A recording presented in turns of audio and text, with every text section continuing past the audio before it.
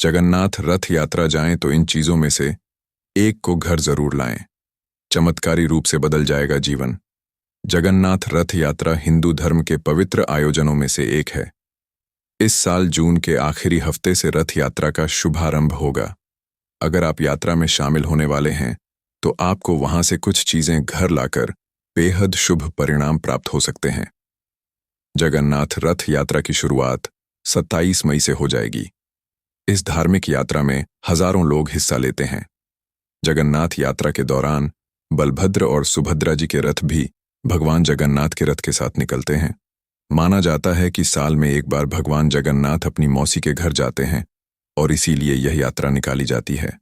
इस यात्रा में शामिल होने वाले लोगों को कुछ विशेष चीजें यात्रा से घर जरूर लानी चाहिए। माना जाता है कि जगन्नाथ यात्रा से घर लाई गई इन चीजों से आपको चमत्कारी लाभ प्राप्त होते हैं।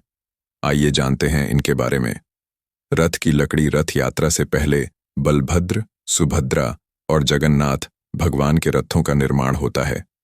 तीनों रथ नीम की पवित्र लकड़ी से बनाए जाते हैं। जब रथ यात्रा समाप्त हो जाती है तो इन रथों को तोड़ दिया जाता है। माना जाता है कि रथ के टूटने के बाद रथ की एक छोटी सी लकड़ी को भी अगर आप अपने घर ले आते हैं तो चमत्कारी प्रभाव आपको प्राप्त होते हैं। धार्मिक मान्यताओं के अनुसार रथ यात्रा में शामिल हुए रथ की लकड़ी को घर में रखने से समृद्धि आपको जीवन में प्राप्त होती है। इसके साथ ही आपके घर में सकारात्मकता भी बनी रहती है।